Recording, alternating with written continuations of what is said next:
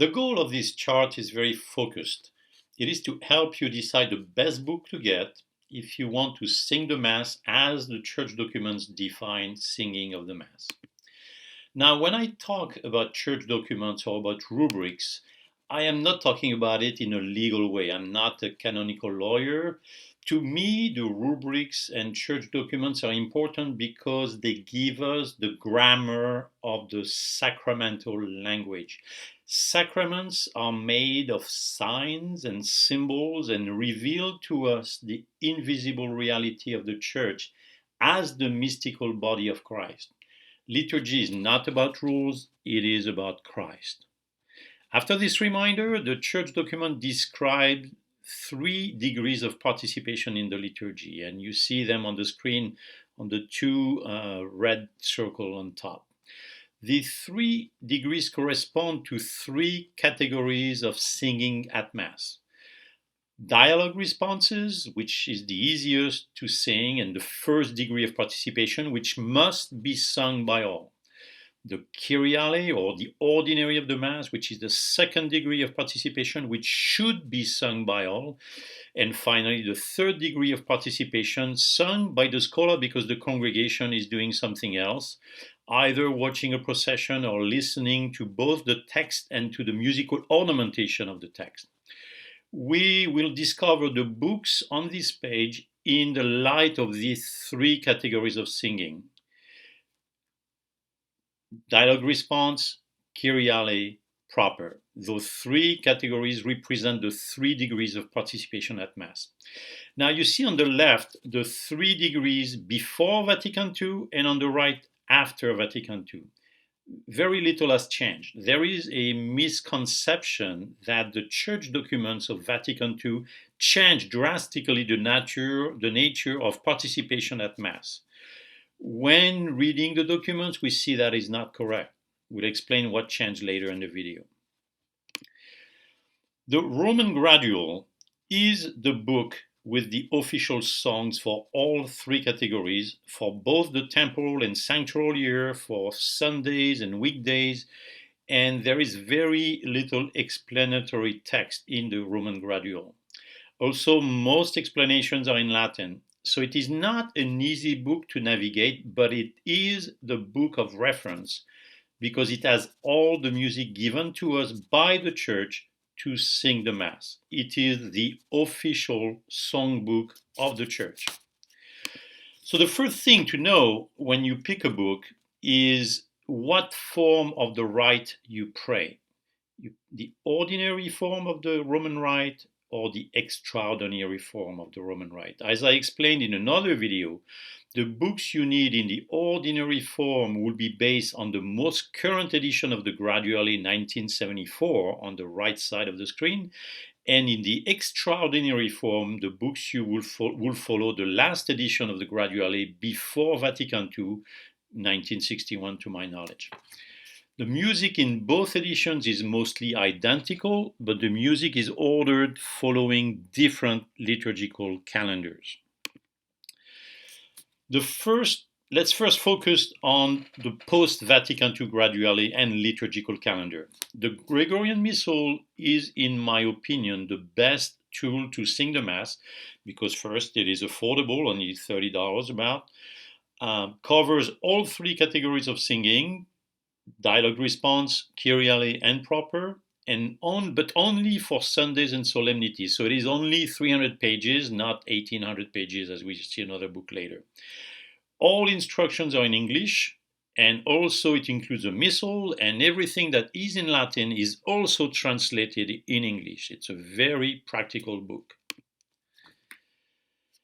Second best choice, the Parish Book of Chant. It only has 2 categories of the chant. It has the dialogue and responses, the Kyriale, but no proper. However, it also gives a very good tutorial to follow the Mass in Latin in either the ordinary or the extraordinary form. So it's very useful for those of us who navigate both forms. And it also has great sections about pronunciation in Latin and how to read music in Gregorian chant. Finally, it costs about $20 or less, so it is a great first book for chant. The Gradualist Simplex is the other official songbook of the Church that was started after Vatican II per the instruction of the Vatican II Council. Its goal was to provide simpler music for the Latin text of the proper, but it soon became useless when most churches rejected Latin altogether. I had to mention it because it is the other version of the Gradually mentioned in the church documents.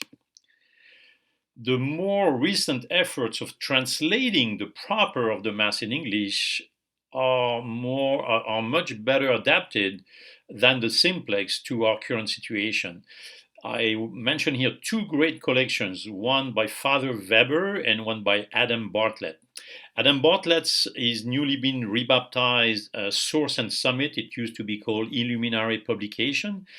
Both those collections are gaining popularity in many churches when the congregation has not yet been apprenticed into liturgical Latin. Now, going back to the extraordinary form, the book of reference is called the Liber Usualis, which takes the full Roman Gradual plus a great part of the antiphonal for the Liturgy of the Hours, as well as the readings and order of Mass for every day of the year. The liturgical explanations and rubrics are in English, but because the book is 1,800 pages, it is still not too easy to navigate. Also, you may be able to find one in a garage sale, but on the internet it costs $100 or above $100. When I mentioned the Gradualist Simplex, we talked about the concern that the music of the proper of the Roman Gradual, the third degree of participation, was too difficult for most parishes.